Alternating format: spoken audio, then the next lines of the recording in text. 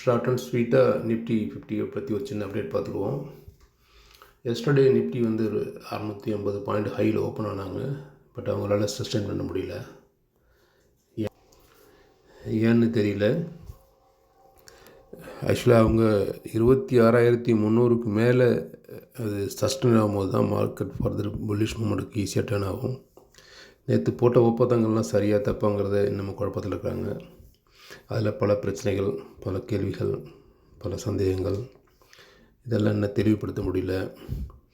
So அது சூழ்நிலையால் நேற்று ஏதோ ஒரு காரணத்துக்காக மார்க்கெட்டை அவங்க வந்து அப் பண்ணிட்டாங்க. அது நான் என்னோடய சந்தேகத்துக்கு என்ன நினைக்கிறேன்னா, ஒன்று வந்து இந்த யூஎஸ் டாலரில் வந்து ட்ரேடிங் நடக்கும், அதான் இந்தியன் டாலருக்கு.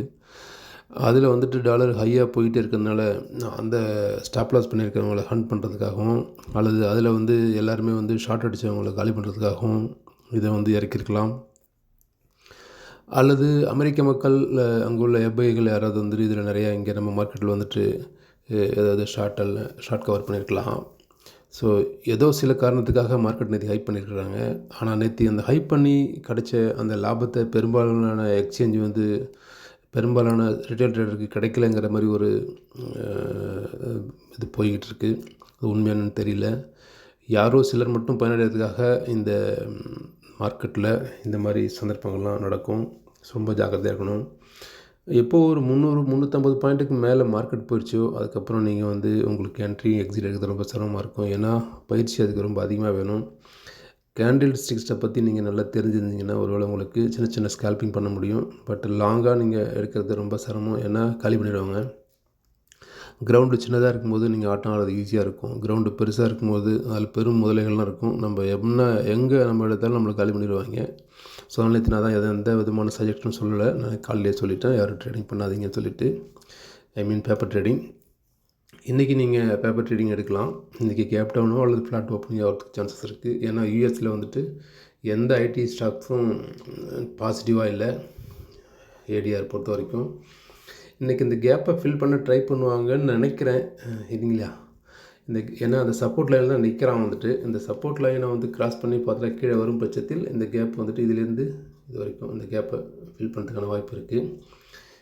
இந்த ஃபில் பண்ணாங்கன்னா இதுக்குள்ளேயே தான் அன்றைக்கி கன்சல்டேஷன் பண்ணுவாங்க. இன்னும் பெருசாக அவங்களுக்கு கீழே 25,400 சப்போர்ட்டு, 25,800 ரெசிஸ்டன்ஸ் இதுக்குள்ளே தான் இருக்கும். 25,800 இங்கே 500, அது 25ன்னு வச்சுங்களேன். இதுக்குள்ளே மட்டும்தான் இவங்க இன்றைக்கி ஆட்டம் போடுவாங்க. ஸோ இந்த ரேஞ்ச் பவுண்டில் நீங்கள் கரெக்டான என்ட்ரி எடுக்க முடிஞ்சால் நம்ம அந்த டெக்னிக்கல் டிஸ்கஷன் கொடுக்குற மாதிரி நீங்கள் கரெக்டு பிளான் பண்ணி எடுத்திங்கன்னா உங்களுக்கு வாய்ப்புகள் கிடைக்கும். அதை நீங்கள் மிஸ் பண்ணிட்டீங்கன்னா நீங்கள் என்ட்ரி எடுக்காதீங்க. நான் அதான் ஆரம்பத்தில் சொல்லிகிட்ருக்கிறேன். நம்ம இந்த டெக்னிக்கல் டிஸ்கஷன் பண்ணி நமக்கு என்ட்ரி வந்து நேற்று கிடச்சிச்சு. இருந்தாலும் எத்தனை பேர் எடுத்தீங்கன்னு தெரியல. ஸோ ஓவரால் நம்ம நேற்று 2 என்ட்ரி நமக்கு கிடச்சிச்சு. இந்த இடத்துல ஒரு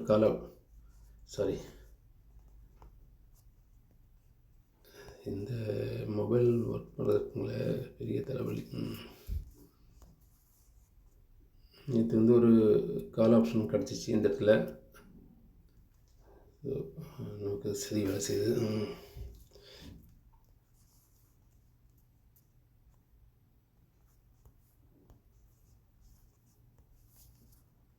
இந்த இடத்துல ஒரு கால் ஆப்ஷன், இந்த இடத்துல ஒரு புட் ஆப்ஷன் கிடச்சிச்சு. என்ன நீங்கள் அதை 3 மினிட்ஸ் அந்த இண்டிகேட்டரில் வச்சு பார்த்தீங்கன்னா உங்களுக்கு தெரிஞ்சிருக்கும். நேற்று நம்ம பண்ண டெக்னிக்கல் ஸ்டடி படி நேற்று 2 என்ட்ரி நமக்கு கிடச்சிச்சு. அதாவது எல்லா நாளும் நமக்கு என்ட்ரி கிடைக்காத நாளே இல்லை. என்ட்ரி நம்ம சரியான என்ட்ரி வர வரைக்கும் வெயிட் பண்ணிருக்கணும். அவசரப்பட்டு எல்லா என்ட்ரிக்கும் ட்ரை பண்ணோம்னா நம்ம லாஸில் தான் முடியும். எனவே நேற்று லாபம் சம்பாதிச்சவங்களுக்கு வாழ்த்துக்கள். பேப்பர் ட்ரேடிங்கில் இது எதுவும் பை செல் கால் இல்லை, சரிங்களா? நீங்கள் முழுசாக கற்றுக்கணும்னு நினச்சிங்கன்னா நம்மளோட ஃப்ரீ கோர்ஸில் ஒவ்வொரு வாரமும் சண்டே நடக்கும். கடந்த வாரம் சண்டே நம்ம கிளாஸ் பண்ண முடியல. காரணம் அன்றைக்கி பட்ஜெட் டே.